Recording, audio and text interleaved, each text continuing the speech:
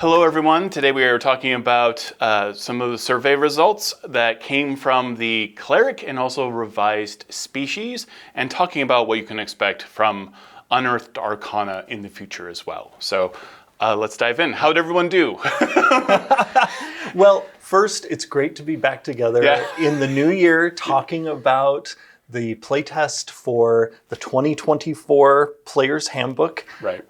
And as a part of that, we did indeed receive a tremendous amount of feedback on the Cleric, as well as several revised species options. The Dragonborn, the Artlink, and then the surprise guest, the Goliath. Right. Now, I should say, for anyone who took the survey when it came out, during the first hour or so of the survey, there was a glitch, and the survey was incorrectly not asking for feedback on the Goliath. Thankfully, our great consumer insights team spotted that, got it fixed, and then over the course of the survey period, we're able to gather feedback from thousands of people on not only the Goliath, but also the Dragonborn, the Artlink, and the Cleric. So how did they do? Yeah, what were some of the key findings? So the key findings were that Cleric overall, high score. The Goliath, now introduced with different options based on different types of giants, was really popular. It was in the 80s with satisfaction. And the reward for most improved goes to the Dragonborn, who the last time was in the 60s when it comes to satisfaction score. This time with not only the revision to their breath weapon, but also the introduction of draconic flight, the Dragonborn with those new wings soared up also into the 80s. And so the Goliath and the Dragonborn are both on solid ground, at least in terms of satisfaction for those who took the survey. It's always important to remind people that whenever we talk about these scores, they're simply the satisfaction scores of the people who took the survey.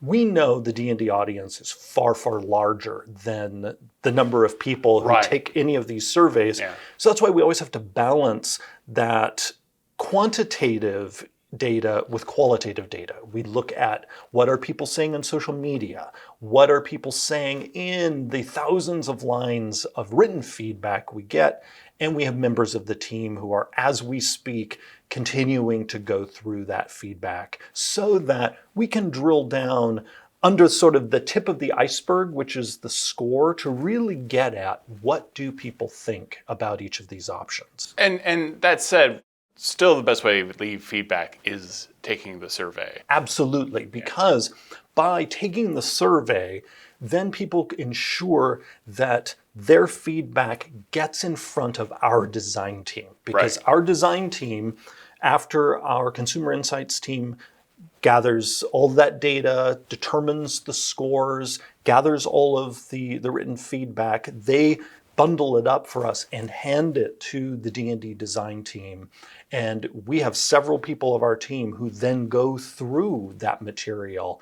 And that's why it's almost like writing a letter to our team. The way to make sure it gets to us is the survey. Okay. And there was, however, in that survey, one friend who isn't going to make it, and that is the Artlink. There are a lot of fans of the Artlink, but the Artlink's time has not yet come. And so... Why do I feel so bad for the Artlink? I have a fondness for them, but as is so often the case with anything that our team works on, we often see things as, again, it's not their time rather than it's, finished forever. And so the Artlink is moving out of the playtest for now, and maybe in some future year will return. And really, when we dug into the written feedback that people provided on the survey, as well as looking at what people were saying online, it was clear that with the Artlink, the real miss was context for people. And we get that. This is a storytelling game. And the Artlink felt a bit too much like it just came out of nowhere. And so our takeaway is, as enchanted as we are by these animal folk with celestial origins, the place to introduce them is a place where we can provide more story context for them and their entry into the multiverse. And so that's why I say, it's not for today. They're not going to be in the player's handbook, but that doesn't mean they will not visit us at some future date. Very excited for the new version of the Goliath. I think that itches a scratch for a lot of people. Yeah. And it even scratches an itch. Yeah. It itches a scratch. Yep, it's been a while, everybody. Perfect. So when it comes to the Cleric, we find this with classes. We get a lot of written feedback. We're still going through it. But the initial findings are there's a lot of positivity about some of the new features, like the new Holy Order feature, where people get a little more customization with their Cleric, and some of the other options in the class.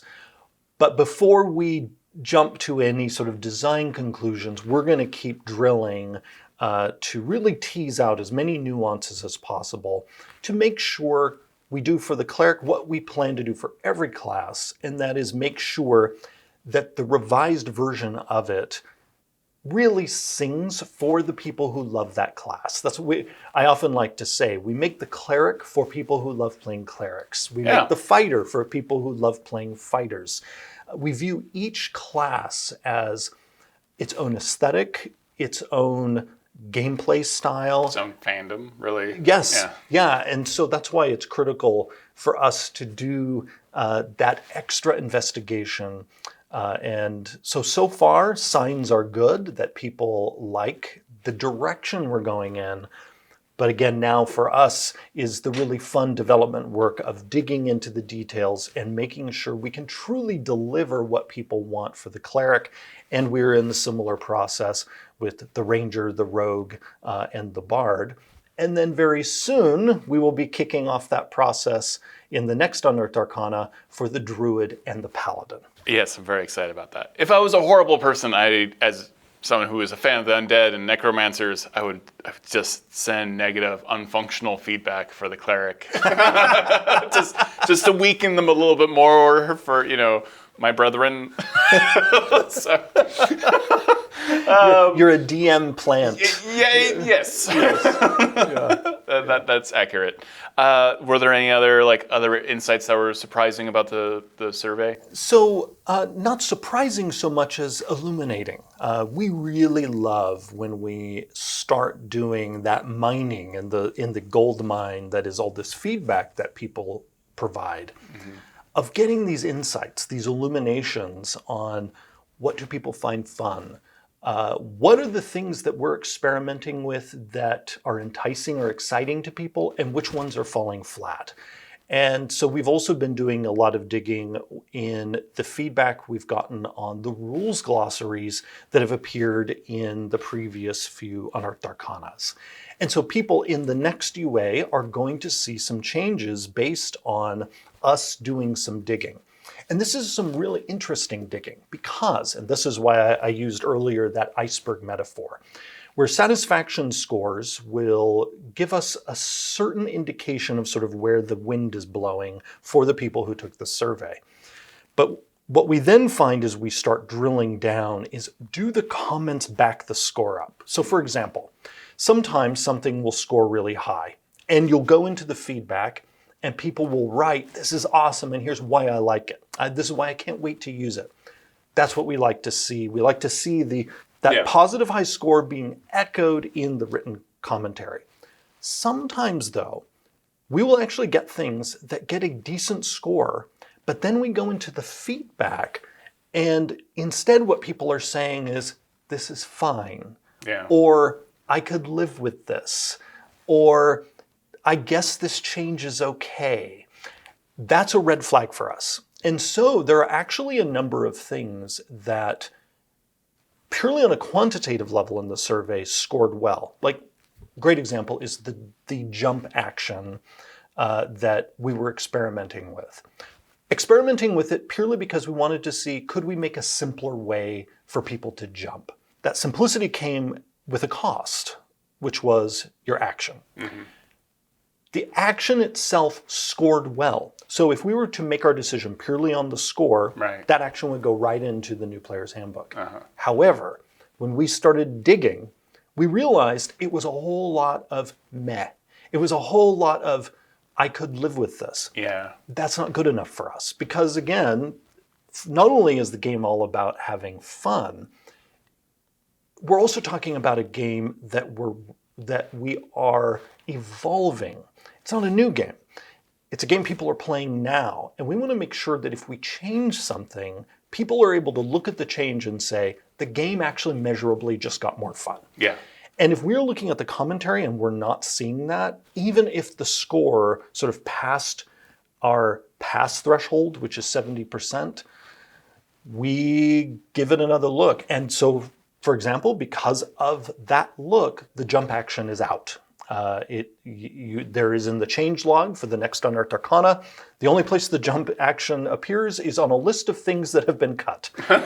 And people will see there is now a list of things that we experimented with.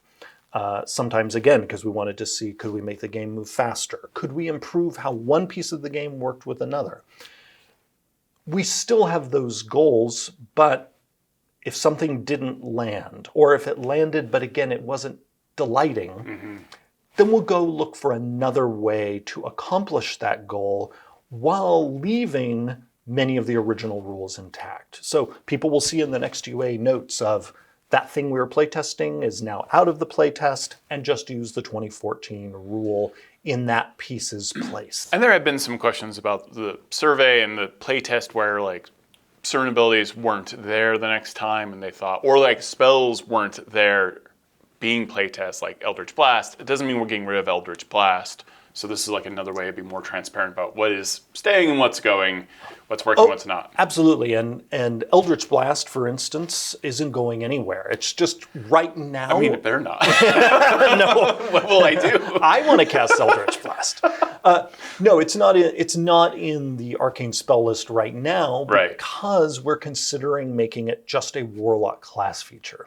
But when we get to the UA that the warlock is in, by then we will have made up our minds. And then it will be established. Perfect. But the thing to remember throughout this play test is that it's both. It's both. That unless we say something has been removed officially, that means it's still in play. It very well could still end up in the 2024 Player's Handbook. But then we're starting to have some things where I can definitively say they're not going to be there, like the Artlink. The Artlink is out. But I can certainly say the Cleric will be there. And a lot of what people are seeing in the Cleric will be in the next version. If you included puppy art of Ardlings with puppy faces, it probably would have made it. So if you want to manipulate, sentiment. So a lot of the fan art that we already saw cropping up for Ardlings was a lot of really adorable good boys and good girls. And that's again why we think they might get another shot someday. You and I are going to be doing some things a little bit differently. We may be having follow-up videos as well before to launch when the survey results open up, just based off feedback that we're already seeing out there. People wanting a little bit more clarity about features that are included in the playtest by survey day. So we'll have more videos about this. Absolutely. And then the schedule's changing. Well, not so much changing, it's but just now we have our 2023 schedule. Yeah. So in 2023, we're going to come out with UA every few months. So we have the next UA coming out in the next few days, and then we're looking at around April for the next one to come out, and the next one is going to be chunky. And so there will be a regular series of releases, but it will be again every few months. Yeah, so we're moving away from like that almost monthly cadence to just chunkier bits bi-monthly. And one reason that we're doing that is, again, the feedback. So we saw last year when we were started off with the UAs being more rapid, one of the pieces of feedback we saw, not only in the surveys, but on social media, was people actually asking for more time between them, so that there was more time to playtest, more time to ponder, and also in the hope that more time would mean that each release could also be a bit bigger. And so we listened to that feedback, and there's no need for anyone to worry. We will still be playtesting the same amount of things. It's just gathered up in different bundles rather than little monthly bundles. And you're getting more videos, so. Yes, yeah. Perfect for me. Well, and me too, because it means I get to talk with you now. Excellent. So yeah, that's basically our kind of our coverage of the survey results from the last UA. That's an update on what you can expect for the schedule, and also more videos on UA. And you and I are also going to get into more design process evergreen videos throughout the year. So kind of like showing people what's going on under the hood kind of stuff, I think, like masterclass kind of style videos. So that will be a lot of fun as well. Yeah. So yeah, Looking perfect. forward to it.